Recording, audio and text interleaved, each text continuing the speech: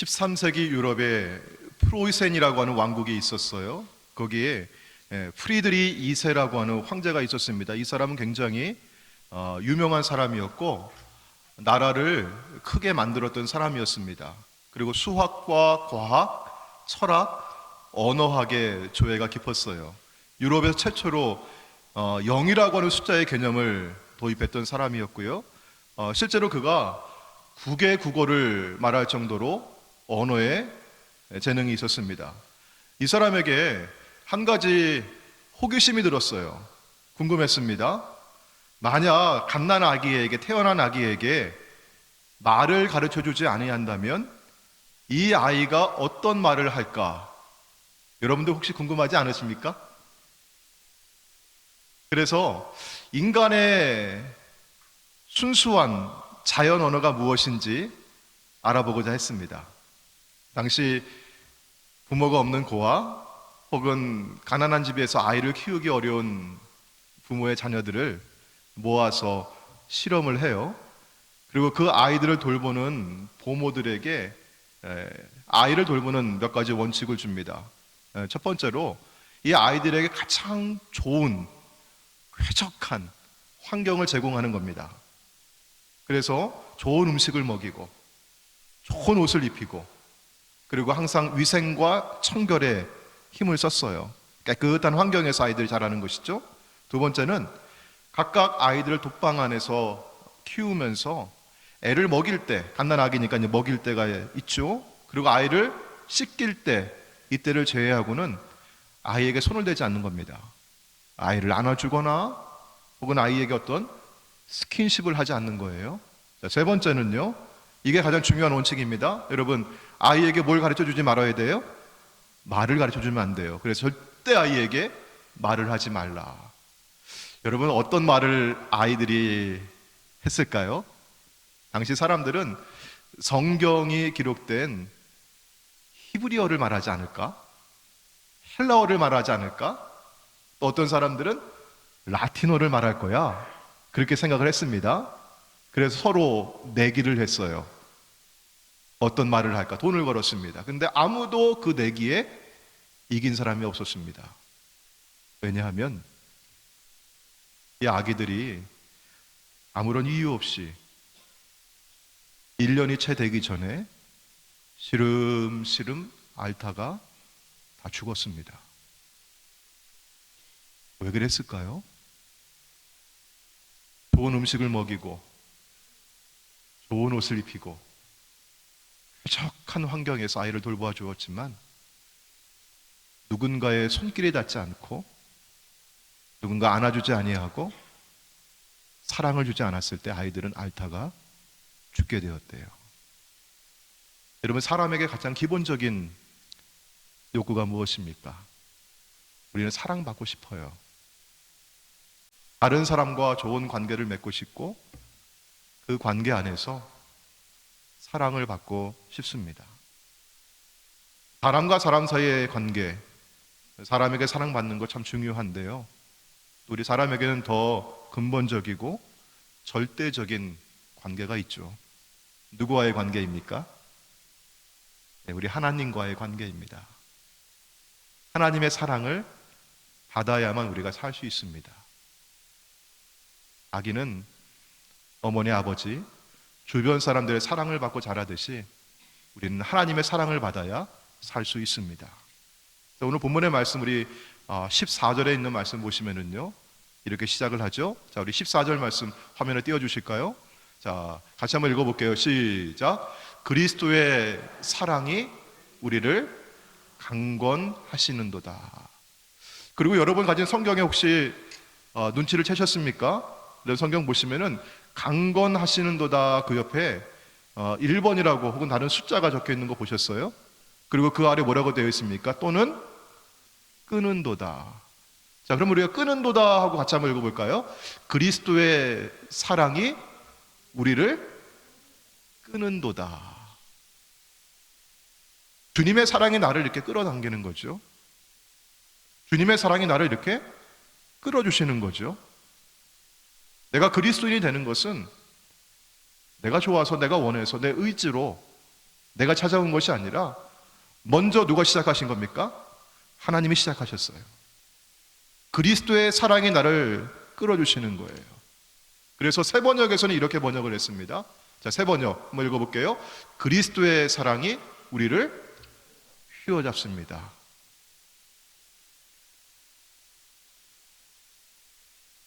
현대인의 번역은 또 이렇게 번역을 했습니다. 왜냐하면 이것은 그리스도의 사랑이 우리를 지배하고 있기 때문입니다.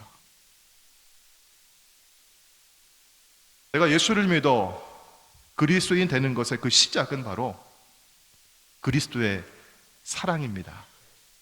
그리스도의 사랑이 나를 끌어당기시고 나를 휘어잡으시고 나를 지배하시기에 내가 그리스도인으로 변화되어 갑니다. 여러분, 서커스를 보신 적이 있나요? 저희 아이들 어렸을 때 미국에서 서커스 구경을 간 적이 있었어요. 저는 서커스에 여러 가지 묘기가 있는데 제일 기억에 남고 조마조마한 게 있었어요. 여러분 뭘까요? 공중고개. 사진을 한번 보여주실까요? 제가 찍은 사진은 아니고요. 인터넷에 있는 사진인데 이 높은 천장에 그네를 매달아 놓고 한쪽 그네에서는 사람이 이렇게 다리를 걸고 누워 있어요. 그리고 저 반대쪽에서는 이 그네를 쫙쫙 타면서 어떻게 보통 여자네요. 여자가 샥 하고 날아가면은 그 반대편에 있는 사람이 쫙 오면서 어떻게 손을 잡아주는 거예요. 여러분 이 고개를 보면은 공중을 날아다니는 사람이 이걸 컨트롤하는 것 같아요, 보면은요. 근데 그렇지 않다고 합니다. 공중을 날아가는 사람은 그저 이 그네가 반동하는 고개 자신의 몸을 내어 맡겨가지고 어떻게 해요? 저 맞은편에서 있는 저 사람이 나를 보여줄 거다, 나를 잡아줄 거라고 하는 믿음을 가지고 나아가는 거라고 합니다. 만약에 이 여자 고개사가 내가 잡으려고 하면 어떻게 된대요? 이게 서로 손이 어긋나고 손목이 부러진대요. 큰 부상을 당한다고 합니다. 여러분 마찬가지입니다. 하나님의 사랑에 내 몸을 맡기는 겁니다. 하나님의 사랑이 나를 휘어잡아 주시고 나를 끌어주시는 거예요. 우리가 신앙생활 하면서 여러분 잘해보려고 하는 마음이 있잖아요. 내가 하나님 앞에 더 잘해보고 싶고 내가 하나님을 더 잡으려고 하고 내가 노력하면 할수록 여러분 신앙생활은 오히려 더 힘들어지고 어려워져요. 내 의지가 앞서게 되니까요. 그런데 하나님의 손에 하나님의 사랑에다가 나의 몸과 마음을 맡겨드리면 주님의 사랑이 나를 휘어잡아 주심을 우리는 경험하고 믿습니다. 하나님의 사랑이 그리스도인의 시작입니다. 자, 그러면 여러분 어떻게 돼요? 변화가 일어나게 되죠. 오늘 본문의 말씀은 이 변화에 대해서 말씀을 하는 겁니다. 자, 우리 14절과 15절에 있는 말씀 보시면은 먼저 사는 목적이 달라집니다. 자, 14절 말씀 보시면 그리스도의 사랑이 우리를 강건하시는 데다 끌어당기신다. 그래서 우리가 그리스도인이 되었다고 하는 말씀이에요. 자, 15절을 우리 같이 한번 읽어볼까요? 시작. 그가 모든 사람을 대신하여 죽으심은 살아있는 자들로 하여금 다시는 그들 자신을 위하여 살지 않고 오직 그들을 대신하여 죽었다가 다시 살아나신 이를 위하여 살게 하려 함이라. 아멘. 예수 그리스도께서는 우리 모두를 대신하여 죽으셨습니다. 바울은 한 사람이 죽음으로 말미암아 우리 모두가 다 죽었다고 해요. 여러분 하나님께서는 예수님을 통해서 우리를 살리시려고 하는데 왜 다 죽었다고 하는 얘기를 할까? 여러분 무엇이 죽었다고 하는 걸까요?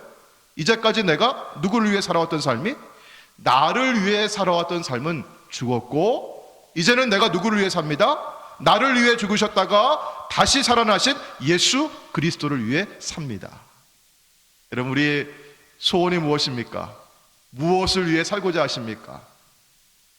우리가 예수님을 위해 살고 싶습니다. 우리가 무엇을 하든지 예수님의 영광을 위해서 살고 싶어요.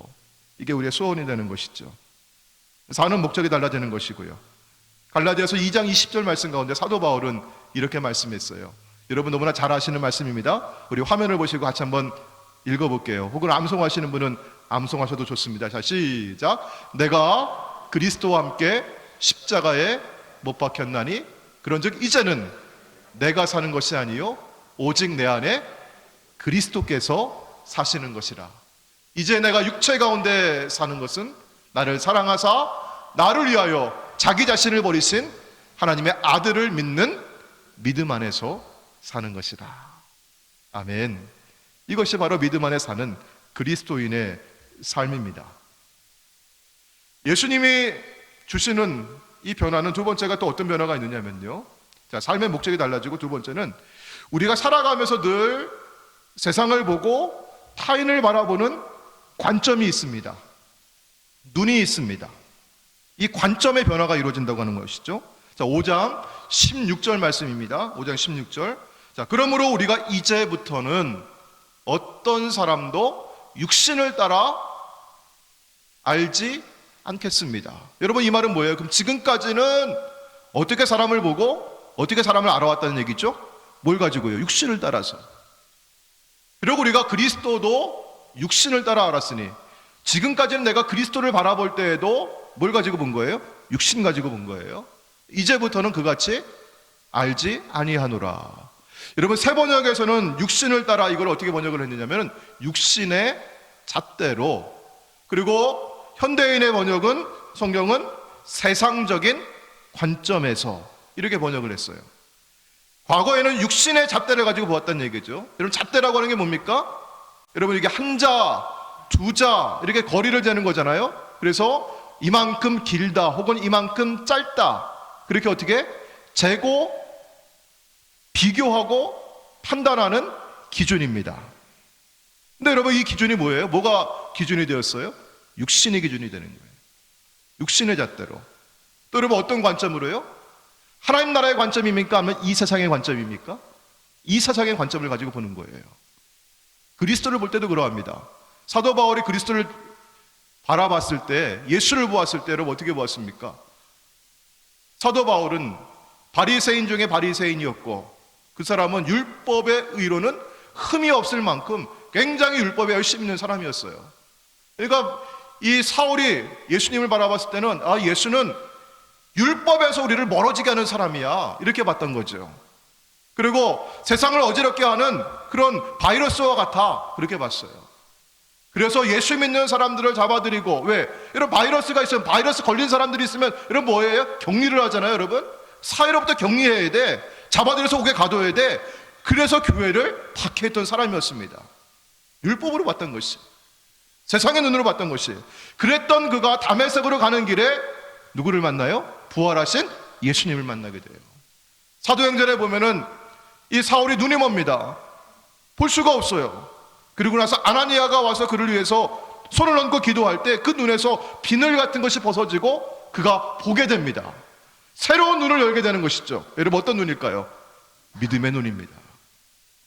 세상의 안목을 가지고 육신의 잣대로 그리스도를 보는 것이 아니라, 이제는 그리스도는 나의 주님이십니다. 그리스도는 세상의 왕이십니다. 이렇게 믿음의 눈을 가지고 고백을 해요. 보는 눈이 달라지는 겁니다. 사람들도 볼 때 그랬어요. 율법으로 이 사람이 얼마나 흠이 있는 사람이냐, 흠이 없는 사람이냐, 이렇게 보는 거죠. 근데 그가 이제는 사람을 볼 때도 그 안에 누가 있느냐?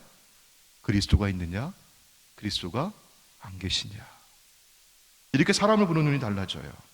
그걸 오늘 본문의 말씀 17절에서는 이렇게 말씀하는 겁니다. 여러분 너무나 잘 아시는 말씀이죠. 같이 한번 읽어볼게요. 시작. 그런즉 누구든지 그리스도 안에 있으면 새로운 피조물이라. 이전 것은 지나갔으니 보라 새 것이 되었도다. 아멘. 여러분, 이 말씀 가운데 그런즉 누구라고 해요? 누구든지예요? 아니면 어떤 사람은? 누구든지. 특별히 없어요. 여기는 누구 안에 있으면? 그리스도 예수 안에 있으면 누구든지 새로운 피조물이 되어요. 사랑하는 여러분, 오늘 여기 저를 비롯해서 이 자리에 앉아 계신 여러분들이 남들보다 더 뛰어난 것이 있어서, 남들보다 더 의로워서, 다른 사람과 비교해서 내가 더 자격이 되어서 이 자리에 앉아 계십니까? 아니면 나도 그리스도의 사랑에 이끌려서 그리스도의 사랑이 자격 없는 부족하고 연약한 나를 휘어잡아서 이 자리에 계십니까? 누구든지입니다. 이걸 믿고 아는 사람은 다른 사람을 볼 때에도 그 눈이 달라집니다. 누구든지 그가 그리스도 안에 있으면 새로운 피조물이라고 바라보는 것입니다. 사랑하는 성도 여러분, 우리 서로를 바라볼 때 그리스도 안에 있는 새로운 피조물로 우리 서로를 바라볼 수 있기를 주의 이름으로 축원합니다. 옛말에 이런 말이 있어요. 돼지 눈에는 뭐만 보인대요?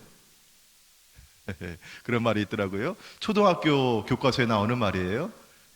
개 눈에는 똥만 보인대요. 뭐 이런 얘기를 하더라고요. 근데 여러분, 예수님이 안에 계신 우리 그리스도인의 눈에는 누가 보여요, 여러분? 예수님이 보이는 거예요. 우리 서로를 바라볼 때 되게 허물이 많고 되게 부족함이 많고 연약함이 많이 있듯이 우리 서로도 다 그렇지 않습니까? 여러분, 그 겉모습을 보는 게 아니라 그 안에 계신 우리 누구를 보기를 원해요? 예수님 보기를 원합니다. 예수님 바라보시길 바랍니다. 자, 이래서 우리에게 또 새로운 피조물이 된 하나님의 자녀들에게는, 그리스도인에게는 새로운 직분과 사명을 주십니다. 오늘 18절에 있는 말씀입니다. 자, 18절 말씀 같이 한번 읽어볼게요. 시작. 모든 것이 하나님께로부터 났으며 그가 그리스도로 말미암아 우리를 자기와 화목하게 하시고 또 우리에게 화목하게 하는 직분을 주셨으니. 여러분, 여기 두 번 반복되는 단어가 뭐죠? 화목이라고 하는 단어죠. 19절에도 두 번 나오고요, 20절에서는 너희는 하나님과 화목하라, 이렇게 명령형으로 나옵니다. 우리는 화목이라고 하는 단어를 잘 쓰지는 않습니다, 요즘에. 여러분, 그래서 새 번역에서는 화해라고 이렇게 번역을 했어요. 화해. 헬라어로는 카탈라케라고 합니다. 여러분, 카탈라케가 무슨 뜻이냐면은 그 밑에 있는 글자 한번 읽어볼까요? 하나님과 시작. 하나님과 우정의 관계로 들어가는 것. 하나님하고 어떻게 되는 거? 우리가 친하게 지내고 하나님과 친구가 되고 하나님과 사랑을 나누고 하나님과 프렌드십, 그 관계로 들어가는 거예요. 자, 그러면 여러분 한번 곰곰이 생각해 보셔요. 여기 두 아이가 여기 지금 이 앞에 있어요. 그런데 우리 장로님이 이 아이들 데리고 와서 애들 잘 타이르면서 뭐라고 얘기하시냐면은, 얘들아 서로 화해해라, 그렇게 얘기하셨다고 하면 여러분 뭘 전제로 하고 있는 겁니까? 이 두 아이가 재밌게 잘 놀고 있는데, 사이좋게 잘 있는데 괜히 들여다가 오늘 내가 오늘 설교한다고 장로님이 오늘 불러다가 화해하라, 그렇게 얘기하는 거예요? 아니면 얘네들이 지금 금방 둘이 치고받고 싸웠는데 장로님이 그걸 보고 와가지고 얘들아 싸우지 말고 화해하라. 여러분, 어떤 게 어울리는 겁니까? 이 문맥상 애들이 뭐 하고 있는 거예요? 싸우고 있는 거예요. 여기 고린도후서에 사도 바울이 하나님과 화해하라 이런 말씀을 하셨다면, 여러분 지금 뭘 전제로 하고 있는 겁니까? 우리가 그리스도 예수 안에 있기 전에 우리는 하나님과 어떤 관계에 있었다는 얘기예요? 서로 질투하고 서로 미워하고 원수가 되어서 싸우고 있었다는 얘기예요. 불화와 갈등의 관계를 전제하고 있는 겁니다. 여러분, 갈등이라고 하는 말이 그 한자로 보면은 이게 칡과 등나무라고 하는데요, 이게 서로 다른 방향으로 이게 넝쿨이 뻗어간다고 해요. 그래가지고 이게 어떻게 해요? 지나가면서 얘네들이 어떻게 만날 때마다 서로 엉키고 설키고 아주 흉측한 모양으로 자라나는 그 모습이 갈등이라고 얘기해요. 하나님과 원수가 되어서 내가 죄인이니까 서로 다른 방향을 향해서 뭐 하는 겁니까? 멀어지면서 얽히고 설키며 흉측한 모양으로 살아왔다고 하는 것입니다. 영국에 이 알파코스라고 하는 아주 유명한 성경 공부가 있어요. 이 성경 공부를 인도한 니키 건불이라고 하는 성공의 신부님이죠, 목사님이 인간의 죄의 근본에 대해서 이렇게 말씀했습니다. 자, 화면에 보시고 한번 읽어볼까요? 인간의 죄의 근원은 하나님과의 뭐다? 깨어진 관계이다. 하나님하고 나하고 브로큰 릴레이션십, 우리가 크로스 릴레이션십이어야 되는데 이게 깨어진 거예요. 브로큰 된 거예요. 그래서 그 결과가 무엇이냐? 하나님으로부터 우리가 어떻게 되는 건가? 분리되고 단절되고 멀어지는 거예요. 여러분, 하나님은 생명의 근원이심을 우리는 믿습니다. 여러분, 누구와 가까이 있어야 생명이 있는 겁니까? 하나님과 가까이 있어야 돼요. 여기 물이 있어요. 여러분, 제가 이 물에서부터 점점 멀어지면 멀어질수록 저는 뭘 느끼게 될까요? 갈증을 느끼게 되어 있어요. 인생이 그런 겁니다.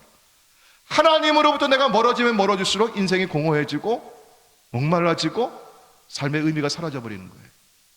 생명의 근원이신 하나님과 내가 멀어지면 멀어질수록 생명으로부터 멀어져요. 이것이 죄입니다. 여러분, 그러니 죄의 결과는 무엇일까요? 죄의 삭은 사망이라, 죽음이죠. 바울은 모든 사람이 죄를 범하였다고 해요. 그리고 죄에 빠진 인간은 하나님과 원수가 되었고 그 사람 위에는 하나님의 진노가 머물고 있습니다. 그러나 바울은 여기 이 자리에서도 인간의 죄악된 그 현실 가운데서도 하나님의 사랑을 노래합니다. 로마서 5장 10절과 11절에 있는 말씀인데요, 천천히 같이 한번 읽어볼까요? 자, 시작. 곧 우리가 원수 되었을 때 그의 아들의 죽으심으로 말미암아 하나님과 화목하게 되었은즉 화목하게 된 자로서는 더욱 그의 살아나심으로 말미암아 구원을 받을 것이니라. 그뿐 아니라 이제 우리로 화목하게 하신 우리 주 예수 그리스도로 말미암아 하나님 안에서 또한 즐거워하느니라. 아멘. 하나님이 우리를 하나님과 화목하게 하셨어요. 이것이 십자가의 사건입니다. 인간의 죄는 하나님과 우리 사이를 가로막고 있는 장애물과 같아요. 먼저 이 장애물을 제거해야 합니다. 그래야 하나님께 나아갈 수 있고 살 수가 있어요. 그래서 하나님께서는 우리를 사랑하셔서 구약 시대에는 제사라고 하는 방법을 주셨어요. 희생 제물을 드립니다. 양이나 염소를 끌고 오죠. 죄인이 하나님 앞에 제사를 드리는데 가장 먼저 해야 하는 일은 내가 끌어와서 하나님께 드리는 그 제물 위에다가 죄인이 손을 얹고 이렇게 말하는 겁니다. 여러분, 누가 죽어야 합니까? 죄인인 내가 죽어야 합니다. 하나님께서 나를 사랑하셔서 나 대신 뭘 받으시겠다고 하는 거예요? 이 제물을 받으시겠대요. 그래서 내가 손을 얹고 이렇게 전가해요, 내 죄를. 양아, 염소야, 내가 죽어야 하는데 하나님 나를 살리시니 대신 누가 죽어라? 네가 죽어라 하고 죄의 전가를 합니다. 그런데 여러분, 구약의 염소의 피와 홍소의 피가 나의 죄를 영원히 씻을 수가 없어요. 그래서 우리 하나님께서는요, 과거와 현재와 미래와 나의 모든 죄를 씻어주기 위해서 하나님이 이 땅에 오셨습니다. 십자가에서 속죄의 제물로 그 몸을 주셨습니다. 나의 모든 죄의 짐을 대신 지고 가셨습니다. 그분이 바로 예수님이십니다. 오늘 말씀에 우리 21절입니다. 21절 같이 읽어볼게요. 시작. 하나님이 죄를 알지도 못하신 이를 우리를 대신하여 죄로 삼으신 것은 우리로 하여금 그 안에서 하나님의 의가 되게 하려 하심이라. 희생제물로, 속죄제물로 자신의 몸을 드리신 예수 그리스도를 내가 믿고 영접하는 자는 누구든지 하나님과 화목할 수 있습니다. 여러분, 요한복음 3장 16절 말씀 잘 암송하시죠? 같이 한번 암송해 볼까요? 자, 하나님이 세상을 시작. 하나님이 세상을 이처럼 사랑하사 독생자를 주셨으니 이는 저를 믿는 자마다 멸망하지 않고 영생을 얻게 하려 하심이라. 할렐루야. 여러분, 예수님을 믿어야 합니다. 왜 예수님을 믿어야 되느냐? 왜 그리스도를 믿어야 합니까? 누군가가 물어본다면 왜 당신은 그리스도인이 되었습니까? 왜 내가 그리스도인이 되어야 합니까? 라고 물어보신다면 여러분 뭐라고 대답하시겠어요? 오늘 5장 18절에 있는 말씀처럼 모든 것이 하나님께로부터 났으며 그가 누구로 말미암아? 그리스도로 말미암아 우리를 자기와 화목하게 하신다. 여러분, 누가 아버지께로 나아갈 수 있는 하나님과 우리가 프렌드십, 우정의 관계, 서로 화해하고 서로 하나님과 나를 즐겁게 생명의 관계를 누릴 수 있게 하시는 분이 누구시냐? 바로 예수 그리스도. 요한복음 14장 6절에 있는 말씀과 같이 예수께서 이르시되 내가 곧 길이요 진리요 생명이니 나로 말미암지 않고는 아버지께로 올 자가 있다 없다? 없다. 예수 믿어야 돼요. 예수님 영접하셔야 돼요.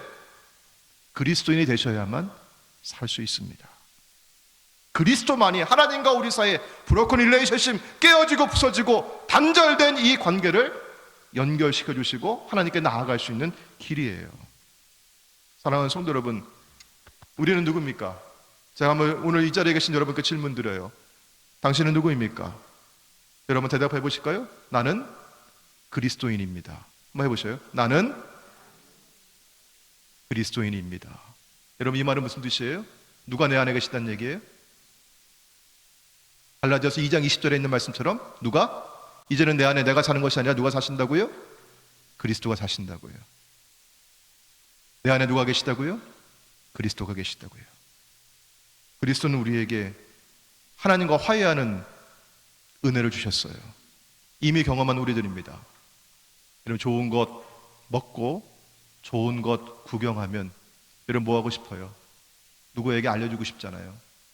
그래서 요즘 젊은 사람들은 유튜브를 하고 블로그를 하고 우리 교회에서는 시니어 출입을 가고, 그렇죠? 좋은 것 구경한 것 같이 보고 싶고 나누고 싶고 즐기고 싶고, 그렇죠? 바로 그것이 우리에게 주시는 새로운 직분입니다. 자, 오늘 직분, 자, 우리 18절 말씀에, 자, 노란색 글씨 같이 읽어볼게요. 시작. 또 우리에게 화목하게 하는 직분을 주셨으니. 아멘. 우리 그리스도인이 해야 할 일은 화목하게 하는 직분이에요. 오늘 저와 여러분은 이 직분을 받은 줄로 믿습니다. 여러분, 이 직분은 집사냐 권사냐 혹은 목사냐 이게 중요한 게 아니에요. 그리스도가 내 안에 계신 자는 다 이 직분을 받으신 거예요, 여러분. 자, 어떤 직분이냐? 오늘 말씀의 19절 말씀이에요. 자, 19절 맨 밑에 보시니까 여러분 19절입니다. 같이 한번 읽어볼까요? 천천히 19절 시작. 곧 하나님께서 그리스도 안에 계시사 세상을 자기와 화목하게 하시며 그들의 죄를 그들에게 돌리지 아니하시고 무엇을 주셨다? 화목하게 하는 말씀을 우리에게, 하나님 우리에게 뭐 하셨대요? 부탁하셨대요. 우리에게 맡겨주셨대요. 이거를요. 억지로 우리에게 지어주신 게 아니라 하나님이신데 그 하나님께서 나를 사랑하셔서 나를 구원해 주신 것도 감사하신데 그 하나님이 나에게 부탁을 하셨어요. 살리는 말씀을 주시면서, 화목하게 하는 말씀을 주시면서, 여러분 그 말씀을 우리에게 주셨습니다. 그럼 여러분 뭐 하라는 거예요? 이 말씀을요? 자, 그럼 5장 20절에 노란색 글씨 한번 읽어볼게요. 그리스도를 대신하여 간청하노니 너희는 하나님과 화목하라. 이렇게 뭐 하라는 얘기예요? 전하라는 얘기예요, 말씀을. 그러면 새로운 직분을 받은 우리들이 하는 말이 분열하게 하는 말이고 서로 이간절시키고 오해하게 만들고 사람 미워하게 만들고 싸움 붙이는 말이 되어서는 되겠습니까? 안 되겠습니까? 안 되죠. 우리는 어떠한 말을 하요? 우리는요, 용서하고 이해하고 서로 화해하고 하나가 되게 하는 말을 우리는 해야 합니다. 이것이 우리에게 주시는 직분이에요. 사랑하는 성도 여러분, 하지만 우리가 오늘 꼭 기억하고 오해하지 말아야 될 것은요, 이것은 내가 하는 일이 아닙니다. 누가 하십니까? 하나님이 하시잖아요. 자, 그래서 우리 5장 18절 말씀에 여러분 제가 큰 글씨로 써놨잖아요. 누가 하시는 일이라고요? 그가 하시는 일이에요. 하나님이 하시는 일이에요. 5장 20절 말씀에 맨 밑에 보시니까 뭐라고 되어 있어요? 너희는 하나님과 화목하라. 근데 여러분 이걸 우리가 오해해서 우리가 화목하게 하는 일을 우리가 할 수 있다고 그렇게 생각할지 모르겠어요. 그런데 여러분 이 말씀은 사실은요, 능동태가 아니라 수동태로 되어 있어요.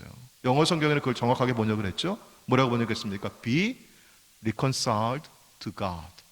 하나님과 화해되게 하라. 사랑하는 성도 여러분, 우리 아까 그 서커스의 그림을 다시 기억하시길 바랍니다. 공중고개를 하면서 그네를 타고 가면서 내가 하나님 잡는 게 아닙니다. 하나님의 사랑이 나를 감싸주시고 나를 끌어주시고 나를 휘어 감아 주십니다.